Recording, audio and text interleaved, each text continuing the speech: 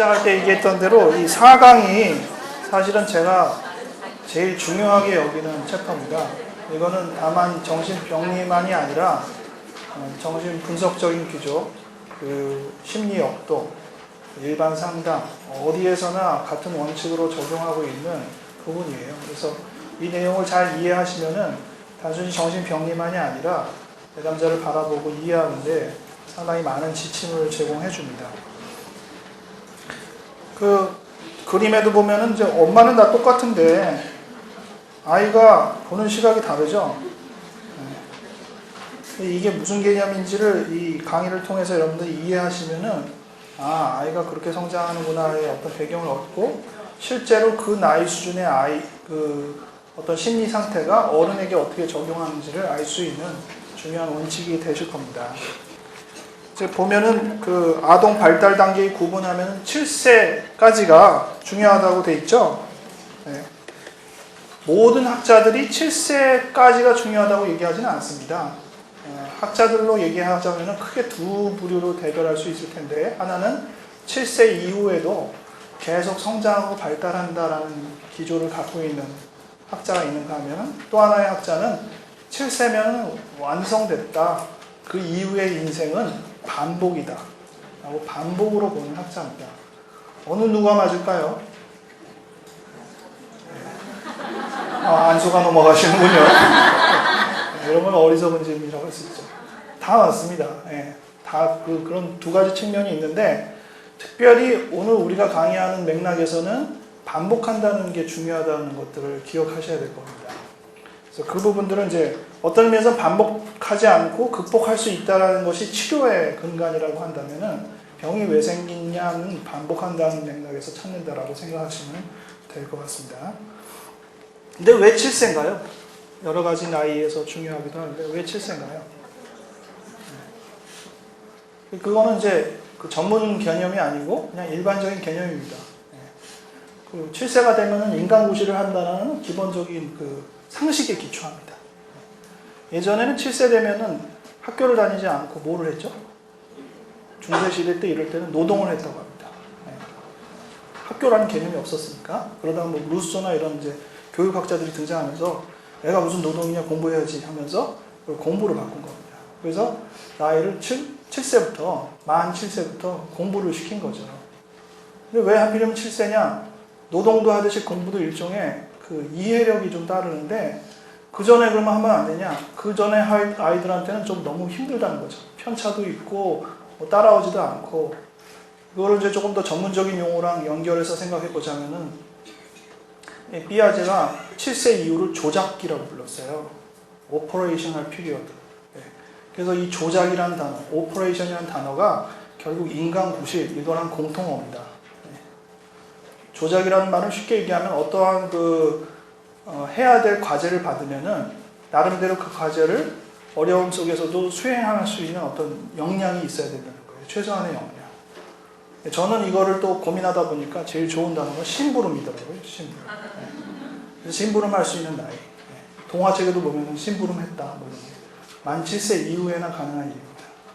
제가 책에는 별로 안 담아있는데 이 4강은 저희 가족사가 많이 나타나 있는 조작과 관련돼서 저한테 이 5세 때의 이 심부름에 대한 쓰라린 추억을 말씀드립니다. 저희 형이 저한테 심부름을 시켰어요. 50원을 딱 주면서 야 켄트지 사와. 저희 집은 언덕 위에 있고 켄트지 살 수 있는 문방구는 언덕 아래에 있는데 그 사이에 시장이 있어요. 유혹의 동산이라고 했어요. 거기를 이렇게 지나가다가 이제 시장에서 뭐 이것저것 구경하는데 이 다라이에서 막 이렇게 이런 기어다니는 개장병들은 개들이 막 꿈틀거려서 이렇게 보고 있으니까 아주머니가 하나 사. 얼마예요? 그래가지고 50원을 주고 개를 샀습니다. 근데 그 개가 저를 콱 꿰무는 거예요. 그래서 정신을 바짝 차리고 아주머니 이거 안 사요. 그래가지고 바꿨어요. 그래서 다행이다. 문제는 뭘 사오라고 그랬지? 까먹었어. 그래가지고 그냥 그 근처에 있는 문방구에 일단 들어가가지고 조금 멀거든요. 할아버지 주세요. 뭐 주세요. 풀 달라고? 풀을 사서 언덕 위로 올라갔더니 형이 이게 뭐야 하면서 형이 다시 제 손을 잡고 언덕까지 다시 내려가서 이거 아니라고 해서 바꿨어요. 참 다행스러운 일이죠. 형이 공부를 했어야 돼요. 7세 이전에는 신분을 시키면 안 돼요. 근데 사실 7세가 돼야지 이제 공부를 하니까 이제 비로소 인간고시를 한다라고 상식적으로 다 알고 있었거든요. 카톨릭 역사에 보면 중세 때부터 세례를 줬다고 7세부터. 그러니까 이전에는 인간고시를 못한다고 인정하는 그런 개념들이 많이 들어있는 거예요. 전쟁터도 나갔대요. 그런 정도로 이 7세 분기점이 돼야지 이제 뭐 시작이다 그랬는데 이제 1900년대 이후로 뭐 초심리학, 인간 발달학 이런 이론이 나오더니 7세면 끝난다 이렇게 완전히 이거는 무슨 개혁도 이런 개혁이 다 있나요? 이제 끝났다니까 황당하잖아요. 근데 그게 이제 근간인 거예요. 우리는 이제 시작이라고 생각하는데 그때는 이미 늦는다라고 얘기하는 거죠. 그것 때문에 아마 뭐 유치원이 생기고 조기교육 뭐 이런 게 생길지도 몰라요. 그렇다면 이제 애들이 머리가 좋아졌으니까 초등학교를 만 7세로 하지 말고 만 5세로 땡기자 뭐 이렇게 할 수도 있을 법 하잖아요. 근데 어쨌든 이 7세의 전후가 뭐가 그렇게 다르길래 기반이냐 아니냐라는 이야기에 대해서 우리가 관심을 가져야 되겠죠. 사실 7세는요 반복한다는 학자들이 제일 늦게까지 부를 수 있는 나이예요. 그러니까 다 7세까지를 반복한다고 얘기 안 하고요. 인생의 초기를 반복한다라고 얘기를 했는데 어떤 학자는요 1세까지는 끝난대요. 1세가 반복된대요. 어떤 학자는 3세까지 하면 끝난대요. 3세를 반복한대요. 제일 길게 잡아주는 게 7세입니다. 7세까지 정도를 반복한다. 그래서 있는데 그러면 이 7세까지의 과정이 그냥 연장이냐 쭉 7세까지 크고 그거랑 반복하는 거냐 이렇게 볼 수도 있을지 모르지만 학자들이 왜 1세, 3세 그때 얘기를 했을까? 사실은 그때가 분기점인데요. 무언가가 달라요. 그냥 적당히 그냥 7세까지니까 반 3등분 해가지고 뚝뚝 나는 게 아니라요. 현격하게 달라요. 그래서 여러분들이 그 이해를 이제 가지시는 거죠. 7세까지가 다르다. 1단계, 2단계, 3단계라고 거기 이제 도표가 있잖아요. 여러분들이 이거는 이제 안 봐도 거의 이제 익숙하게 익히면 좋아요. 시기적 구분하면은 1단계가 1세까지고 2단계가 3세까지고 3단계가 5세까지입니다. 근데 아까 7세까지라고 그랬잖아요. 그러니까 오차범주가 있다고 생각하시면 돼요. 그래서 지금 이 그림에서도 보듯이 1단계에서 2단계에서는 1세인데 조금 넓게 보면 6개월에서 12개월입니다. 요 분기점이. 정확하게는 대개 7에서 9개월 학자들이 많이 얘기해요. 그 다음에 3세라고 그랬는데 2세에서 3세입니다. 일찍은 2세면 벌써 끝나는 친구들도 있어요. 그리고 3단계는 5세에서 7세입니다. 5세면 일찍 끝나는 사람들도 있어요. 그러니까 편차가 있다는 거죠. 처음 출발은 똑같이 가지만은 결국은 진행되다 보면 아이들이 편차가 많다는 거죠. 저도 이제 딸이 하나, 아들이 하나인데 딸은 1살 되면 벌써 말했어요. 할아버지 진짜 짭수해요. 뭐 이거 따라해요. 우야 말 잘한다. 둘째 아들은 뭐 2살이 됐는데도 6개월이 아니라 뭐 1년이 차이더라고요.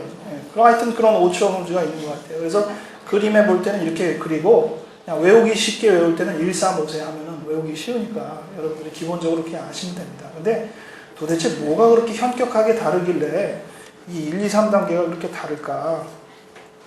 뭐 이론가, 이제 책에 보면 뭐 이론가들, 뭐 프로이트는 이 시기를 뭐라고 불렀고 이런 얘기도 있고 해서 여러 가지 차이가 있는데 일단은 도대체 이 분기점이 뭐가 다르길래 서로 다른가에 대해서 힌트를 얻을 수 있는 부분을 좀 주목을 해야 되는데 그 힌트 얻을 수 있는 이름은 89쪽에 있는데 잘 나와 있어요.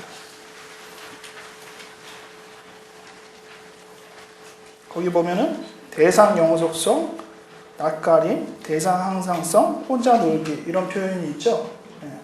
그러니까 이 분기점에 뭐가 생기는가를 우리가 알 수 있는데 첫 번째 우리가 유념할 수 있는 표현 중에 대상이라는 단어가 들어가는 단어가 있는데 그 중에 첫 번째 단어가 대상 영속성이에요.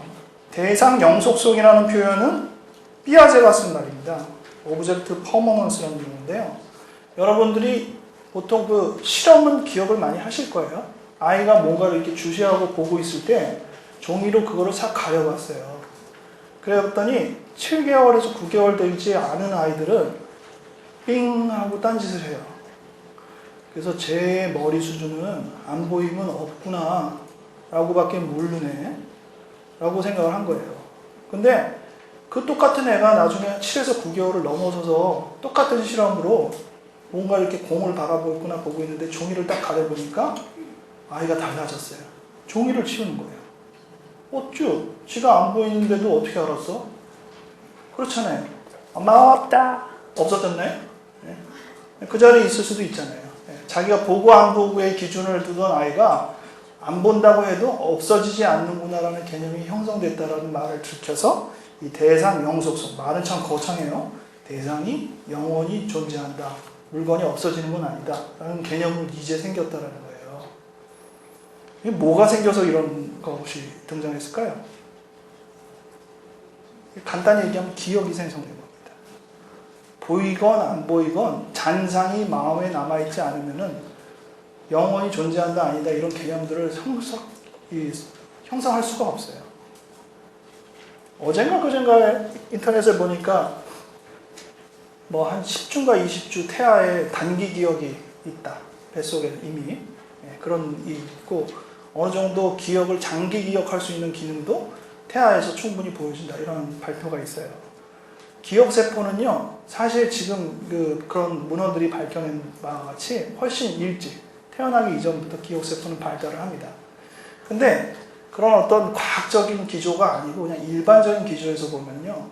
7에서 9개월 이전 단계는 그 기억세포가 기능을 제대로 못해요. 발휘를 제대로 못해요. 마치 이렇게 생각하시면 돼요. 술 먹은 사람이 필름이 끊겼는데 뇌세포가 기억세포가 없어서가 아니라 기능을 잘 못해서 필름이 끊기는 거예요. 그리고 치매 환자가 아직은 세포가 좀 살아있는데도 불구하고 여전히 기능을 충분히 발휘 못하니까 거의 기억이 없는 거나 마찬가지의 어떤 활동을 하는 거나 다름없어요. 그래서 이 1단계, 대상 영속성이 형성되기 전 단계는 기억이 제대로 발휘하지 못하는 단계입니다. 그러니까 엄마를 보면 어떤 생각을 하겠어요? 누구세요? 이렇게 생각하는 거예요. 다음날 보여주면은 내가 엄마야 엄마 그러면은 누구세요?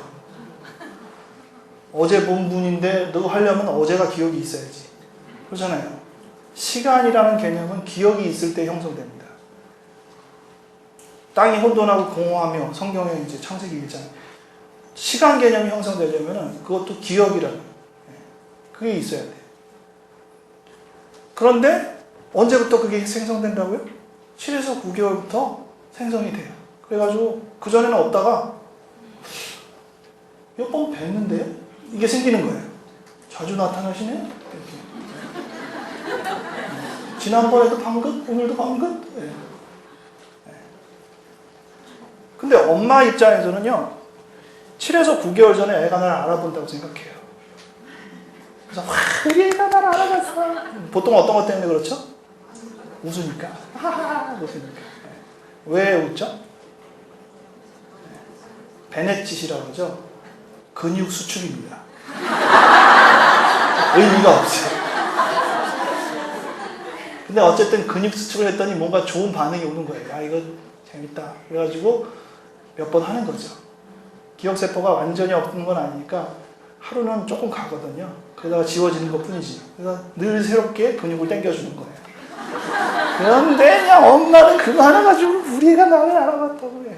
물론 좀 알아봐요. 전혀 못 알아보는 건 아닌데 기능을 충분히 발휘하지 못하는 거지. 근데 7에서 9개월이 되면 이제는 그 기능을 충분히 발휘하고 엄마라는 존재에 대한 이미지가 바뀝니다. 대상 영속성 그 다음 단계 2에서 3단계로 넘어가는 2에서 3세에서는 비슷한 표현이 있는데 대상 뭐죠? 항상성. 표현은 참 비슷하죠. 무슨 차이길래 이렇게 용어가 다른가? 일단 학자가 달라요. 영속성은 피아제가 한 말이고 항상성은 말러라는 학자가 말합니다. 여자 학자인데요. 그 항상성의 개념은 조금 더 추상적인 개념이 같이 들어있는데요. 가장 쉽게 설명을 하면 이런 개념이에요. 두 엄마가 한 엄마가 됐다. 두 엄마는 누구죠? 좋은 엄마, 나쁜 엄마, 검은 엄마, 흰 엄마, 선한 엄마, 악한 엄마 이런 두 엄마가 있어요. 천사 엄마, 귀신 엄마 이렇게. 근데 그게 실은 하나이니라. 이게 언제 된다고요? 네, 2세에서 3세를 지나가면서 돼요. 네. 어떻게 해서 하나가 됐죠? 네, 기억이, 어렴풋한 기억이 완성됐어요. 그래서 기억으로 그리면은, 이 그림을 지금 이렇게 그려 있는데, 이거를 그림으로 그리면서 기억은 이 1단계는 기억이 없죠. 그러다가 2단계는 기억이 생성돼서 완성돼요. 그리고 3단계는 기억이 이제 완성된 채로 가죠. 이런 그래프 흐름이 이 1단계, 2단계, 3단계의 기억의 수준의 차이라고 보시면 돼요. 근데 이거를 이제 다른 용어로 제가 붙일 때는 1단계는 기억이 없는 시기, 그냥 이렇게 불렀고, 2단계는 기억이 생성돼서 완성된 이렇게 긴 말 대신 객관식 기억식이라고 제가 불렀죠. 그리고 3단계는 주관식 기억식이라고 불렀고, 그 객관식, 주관식은 여러분들 잘 아시죠? 예, 기억을 완전히 자기가 갖고 있어서 끄집어낼 수 있는 것이 주관식이잖아요. 그러니까 주관식 기억을 한다는 것은 충분히 담겨 있다는 뜻이에요. 근데 객관식 기억은 충분히는 아니에요. 확인을 해줘야지, 보기가 있어서 확인을 해줘야지 아니면 못해요. 객관식 기억시기로 제가 그 강의 때도 언급한 게 있는데, 대한민국이라는 글자인데, 여러분 대한민국 잘 쓰세요? 저는 이 대자는 잘 써요. 이렇게 대. 한 모릅니다. 이렇게 대충 써요. 그러면 다 알아봐. 네. 대신 알아봐줘. 제가 민자는 뭐 이렇게 쓴다고 쳐요. 네. 국자 쓸 줄 알아요, 분명히. 근데 귀찮으니까 국 쓰고 말지.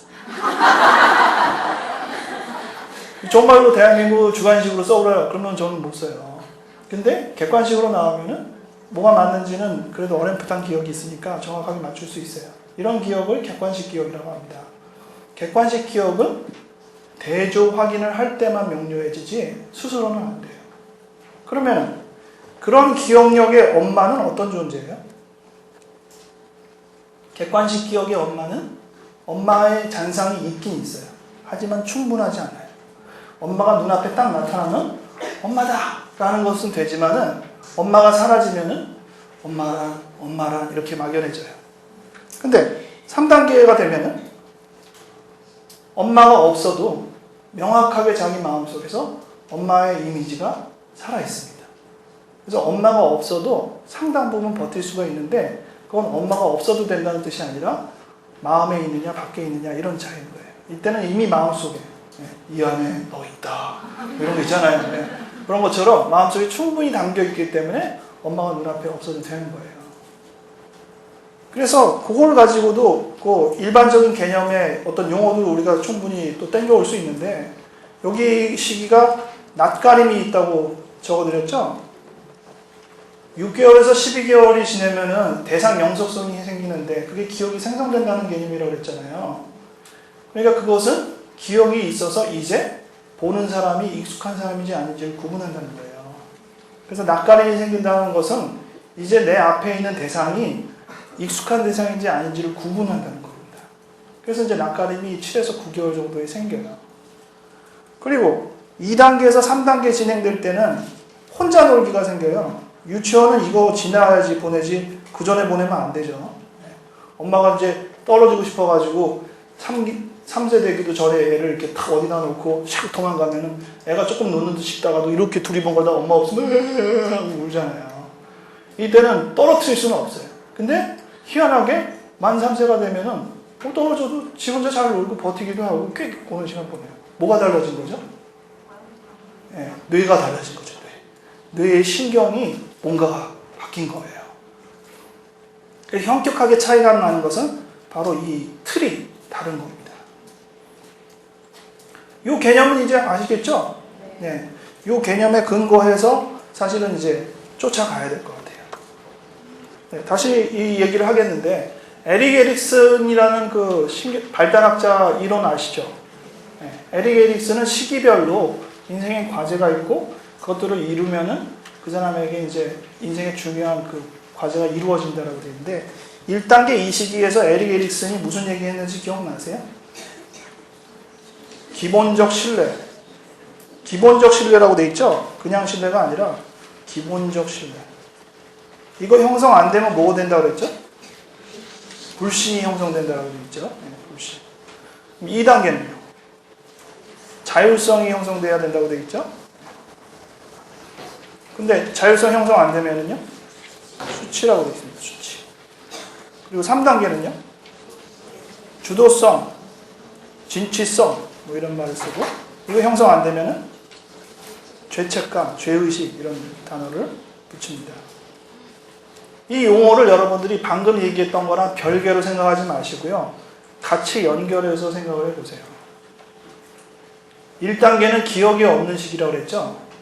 그러면 나와 대상이 구분이 되나요? 구분이 안 됩니다. 그리고 엄마라는 존재가 대상으로 존재하나요? 아닙니다. 엄마는 이미지가 없어요. 열심히 애 앞에서 엄마야 엄마 필요 없습니다.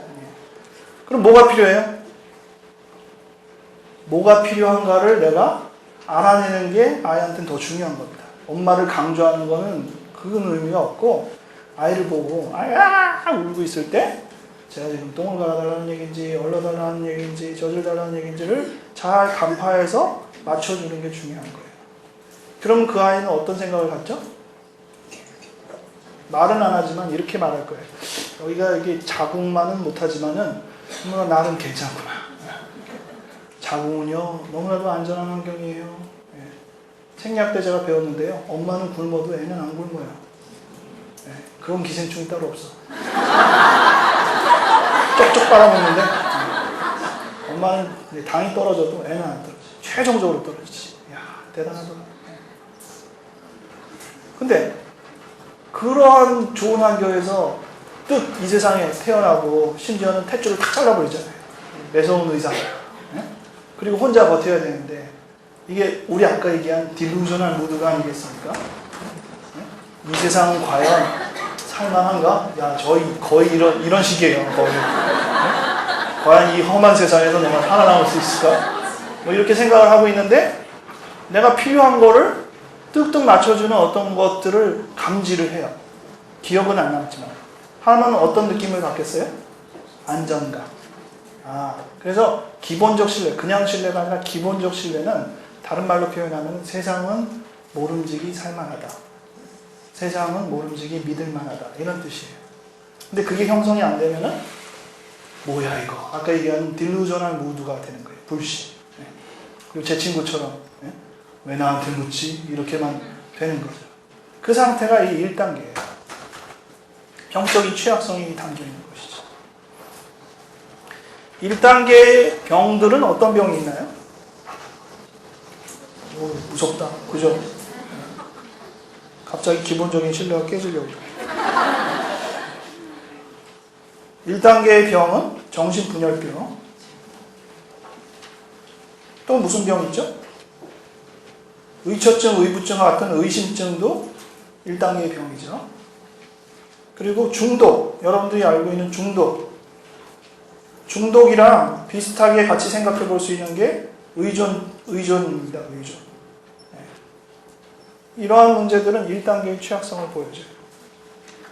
너무 심하게 의지하고 의존하고 중독 보이고 또 너무 의심하고 해체되고 자기 생각이랑 남의 생각이랑 구분도 못하고. 왜냐하면 기억의 어떤 그 부질없는 그런 시절에는 넌지 난지가 중요하지 않거든요. 그러면서 자기 다리 긁으면서 앞사람한테 시원하시죠? 이러고 있고.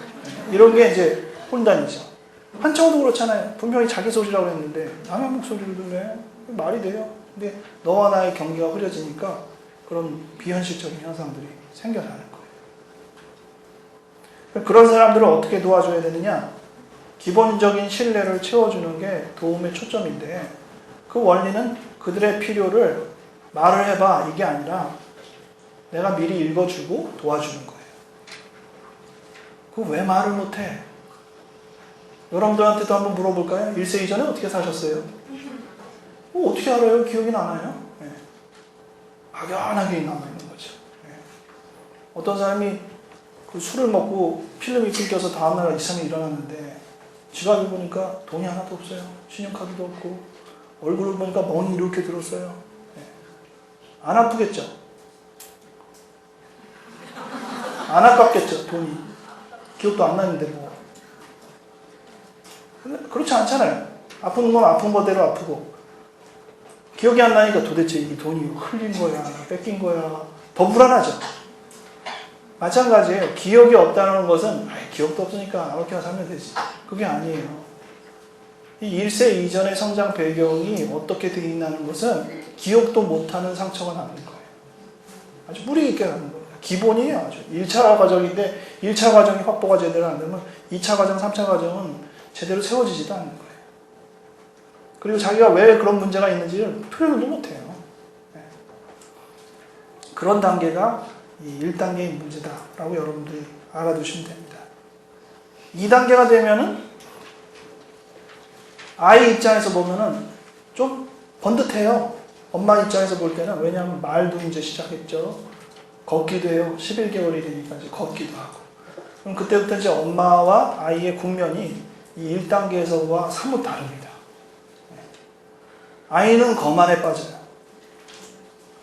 걷자마자 아주, 어떤 학자는 세상은 내 거야 이렇게 표현을 했는데, 내가 걷는 자세도 좀 거만해. 이렇게.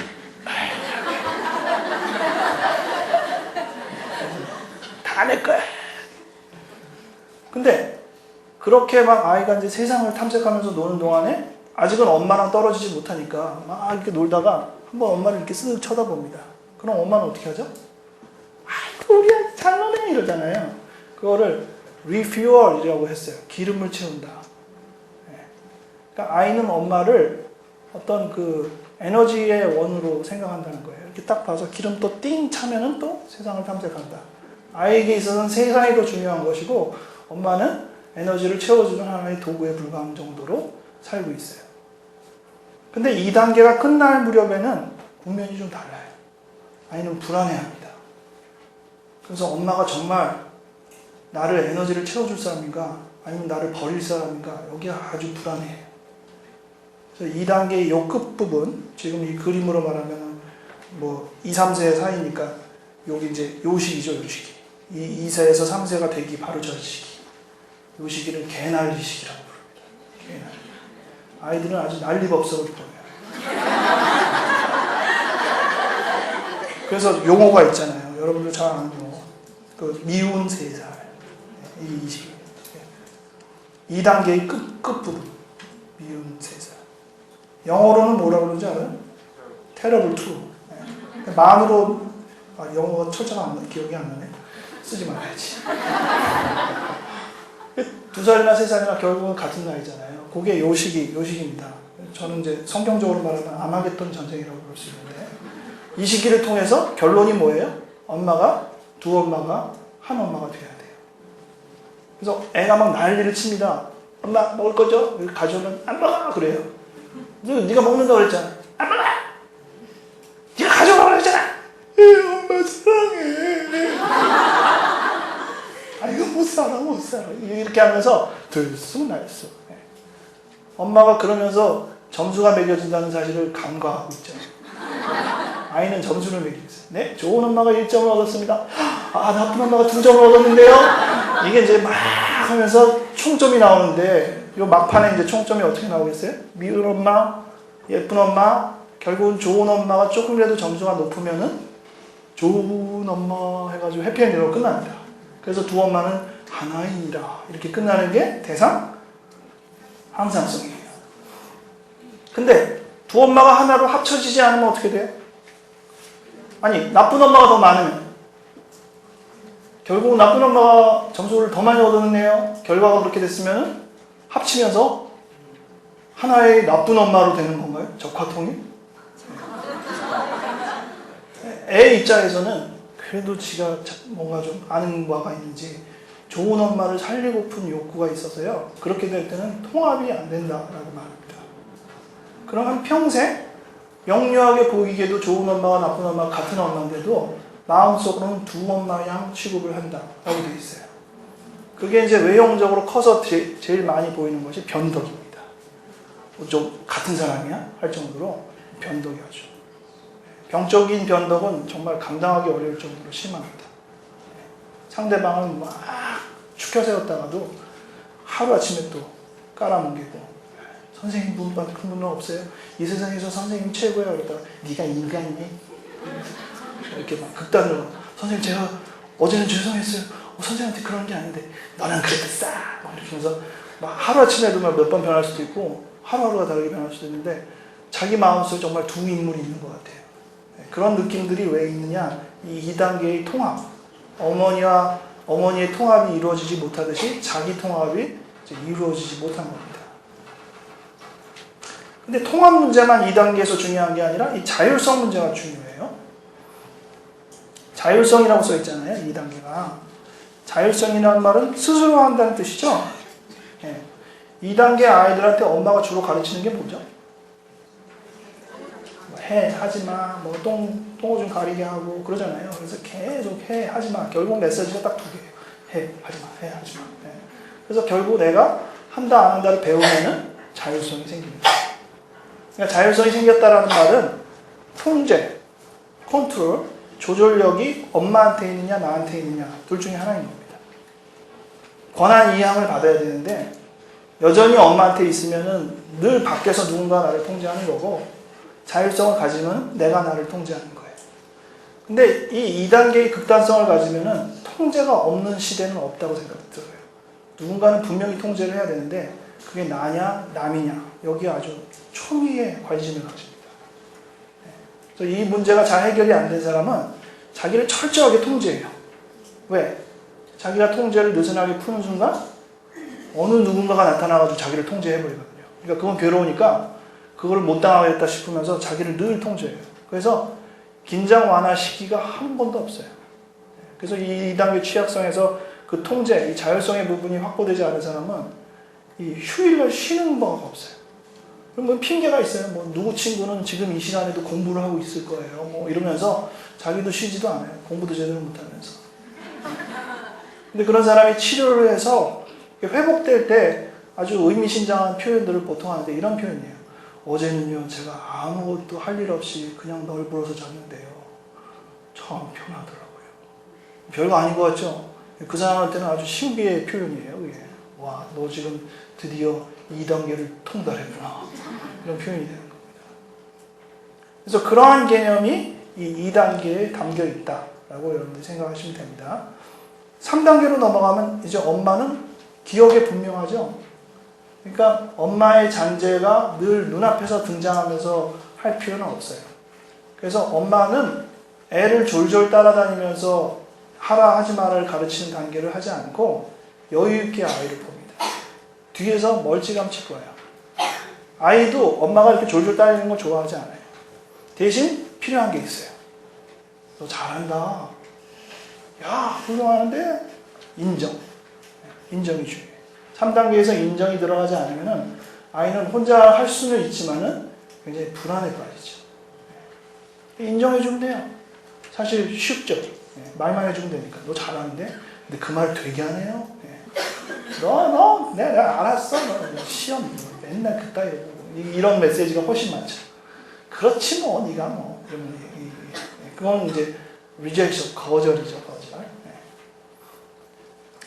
이 인정을 받은 친구는요, 주도성을 가져요. 그리고 인정을 못 받으면은 죄책감을 느낍니다. 근데 여러분들이 이때 이 자율성, 주도성의 표현과 수치, 죄책감의 표현을 우리가 흔히 얘기하는 상식적인 수치나 죄책감 용어로 이해하는 것보다 2단계, 3단계의 차원의 특성으로 이해하시는 게 좋아요. 2단계는 엄마가 불확실하다고 그랬죠? 그래서 오로지 모든 걸 다 엄마한테만 걸어요. 다른 사람은 보이지도 않아요. 뭐 아빠는 그냥 엄마 2, 할아버지는 엄마 3, 다 그냥 엄마예요. 엄마 하나에만 집중해요. 물론 엄마가 아닐 수는 있죠. 할머니가 될 수도 있고 한 사람을 꽂혀요. 그래서 어떤 사람이 뭐 직장을 다니는데 내가 아이를 위해서 시간을 충분히 할애할 수는 없지만 중요한 시기는 좀 할애하고 싶은데 언제 할애했으면 좋겠냐 하면 2단계. 만 6개월 이후로부터 한 3세까지는 꾸준히 키우시는 게 좋습니다. 그때는 시간 못 내는데요. 그러면 한 사람이 키우시는 게 좋습니다. 근데 한 사람이 키우는데 그 사람이 변덕이 심하면은 좀 곤란하긴 하겠죠. 어쨌든 한 사람이 키우는 게 제일 건강하게 이 시기를 키우는 거고 훈육의 일관성이 있어야지 아이한테 제대로 먹히는 거예요. 근데 이 2단계는 불안정하기 때문에 극단적인 둘 중에 하나입니다. 두 개밖에 없어요. yes, no, 흑백. 지금 얘기가 그거밖에 없죠. 근데 그 두 개가 합쳐지지 않아요. 두 개밖에 없는데도 합쳐지지 않아요. 근데 3단계가 되면은요, 둘 말고가 많이 보여요. 머리가 이제 크니까, 오, 이 세상에 엄마랑 나 말고도 많다. 저건 누구야? 아빠? 저건 누구야? 할아버지? 야, 신기한데? 이러면서 이 분별력이 늡니다. 구분하는 게 마구 늘어요. 그래서 그때 막 초미의 관심이 남자랑 여자랑 달라. 골격도 다르고. 그리고 막 서열을 매겨요. 제가 쟤보다 힘이 약하고 세고 이렇게 다 따지죠. 우리 딸도 이제 이렇게 와가지고 엄마. 유치원 원장님이 이겨, 엄마가 이겨. 이렇게. 우리 아내가 야, 유치원 원장님이 이겨. 등치를 봐라. 그래, 애가 푸시추고해. 자기 엄마가 이길 줄 알았는데. 근데 다음 날 이제 진가를 발휘하죠. 엄마가 이제 유치원 내려가려고 손을 잡고 이렇게 데려가는데 유치원 원장님이 착 나오는 걸 보더니 엄마 손을 탁 뿌리치고 막 뛰어가자 원장 선생님 안녕하세요 하고 이제 야 저놈 봐 이게 벌써 이 세력에 어디에 빌붙어야 되는지 드디어 터득하는구나 뭐 이렇게 얘기하는데 그런 서열을 3세 이전엔 몰라요. 왜? 뇌가 안 따라줘요. 구분력이 없어요. 그러니까 2단계는 단 2개인데도 통합이 안 되는데 3단계는 3개 이상으로 막 분열되는데도 통합이 돼요. 그게 한 존재이고 하나에 엮어져 있고 그래서 주도성이 형성되는 겁니다. 자율성은 이거 아니면 저거 흑백 논리에서 벗어날 수가 없어요. 하냐 마냐. 근데 주도성은 어때요?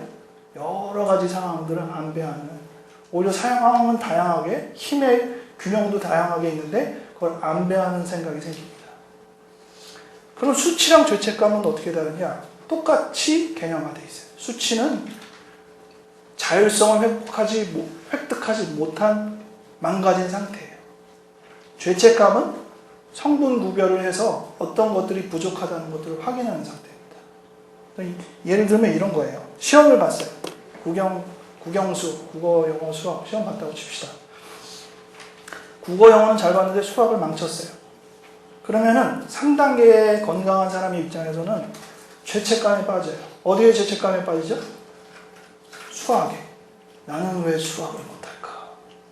단순히 잘못됐다 이게 윤리적인 죄책감이 아니라 부족하다는 것에 대한 느낌입니다. 나는 왜 이렇게 수학을 못할까? 그래도 영어, 국어 영어가 있으니까 좀 다행스럽긴 하지만 큰일 났다. 수학. 그게 죄책감이에요. 그럼 수치는 뭐죠? 난 공부를 못해. 나는 뭐 하는 게 하나도 없어. 이런 식입니다. 뭐 하나가 잘못되면은 그 부분만 얘기하는 게 아니라 전체 평가는 딱 둘 중에 하나밖에 없는 거예요. 잘했냐, 못했냐. 그러니까 극단적일 수밖에 없죠.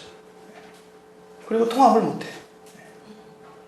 그래서 인생의 경험, 환경의 경험 이런 것들이 오히려 2단계는 2개밖에 없으면서도 통합이 안 되는 그 아까 얘기하는 분열, 스플리팅이 생기는 거고요. 3단계는 상당히 그 힘의 안배에 따른 언밸런스가 생깁니다. 그래서 이 2단계의 이제 주된 병으로는 인격장애라고 했죠. 인격장애가 나오고 그다음 우울증도 인격장애 버금가는 2단계의 병이라고 생각할 수 있고 3단계는 이제 신경증인데 신경증은 뭐 병명으로 말하면 가벼운 불안장애, 가벼운 신체화 장애, 가벼운 우울증 이런 것들이 신경증 3단계에 포함이 됩니다. 근데 한 가지 여러분들이 기억하고 이제 요 4단계를 맞춰야겠는데 1단계와 2단계 요 시기를 결핍이라고 표현해요. defect 내지는 deficit 이렇게 표현합니다. defect 혹은 deficit.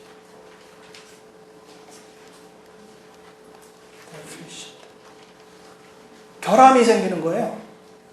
저는 이제 깨진 항아리라고 할 수 있는데 메꿔지지 않아요.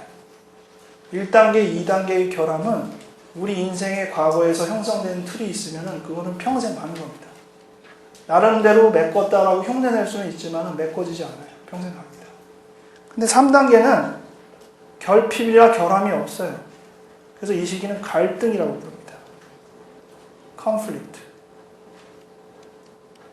이 갈등은요, 이 결핍이 없기 때문에 힘의 안배가 잘못된 거예요. 그래서 힘의 균형만 잡아주면 돼요. 그러니까 해답이 자기 안에 이미 있어요. 그래서 치료자가 다 해줄 게 없이 어떻게 한번 해보면 좋겠다라고 이렇게 격려만 해주고 뒤에서 기다려주기만 하면은 문제 해결을 본인이 합니다. 근데 1단계, 2단계는 채워줘야 돼요. 그게 다른 거예요. 치료자가 하는 역할이나 엄마가 하는 역할이 비슷하게 되는데 그런 면에서 이제 1단계, 2단계, 3단계의 차원이 다르다는 거죠. 여러분들이 그런 식으로 앞으로 어떤 문제가 있는 사람을 볼 때 시각을 열어두시면 좋겠어요. 아, 저 사람은 1단계의 문제가 있네. 저 사람은 2단계의 문제가 있네. 3단계의 문제가 있네. 하위 단계의 문제가 있으면 뒷단계는 당연히 문제가 있습니다. 1단계 문제가 있다는 사람은 2, 3단계는 당연히 제대로 건강하게 세울 수 없어요. 2단계의 문제가 있다라는 사람들은 1단계는 그래도 좀 넘어갔다는 뜻이고 근데 3단계는 제대로 세울 수 없죠. 3단계의 문제가 있다라는 사람들은 그래도 건강하다는 말이나 다름없습니다. 1, 2단계는 잘 지나갔다는 말이에요. 여러분은 몇 단계세요? 손 들어볼까요? 눈 감고? 저는 몇 단계일 것 같습니까? 1단계?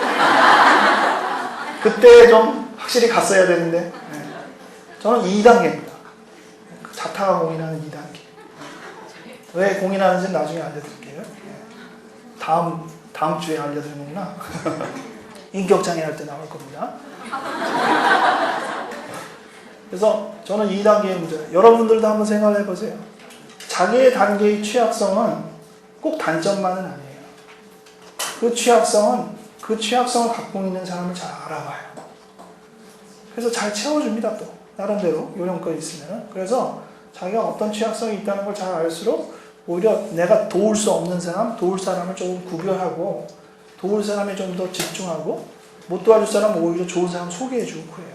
자기가 무조건 다 하려고 하지 않고 그런 태도가 이 1, 2, 3단계를 여러분들이 익히면서 이 원리 속에서 이제 여러분들이 갖고 있으면 아주 좋은 지식이 될 겁니다.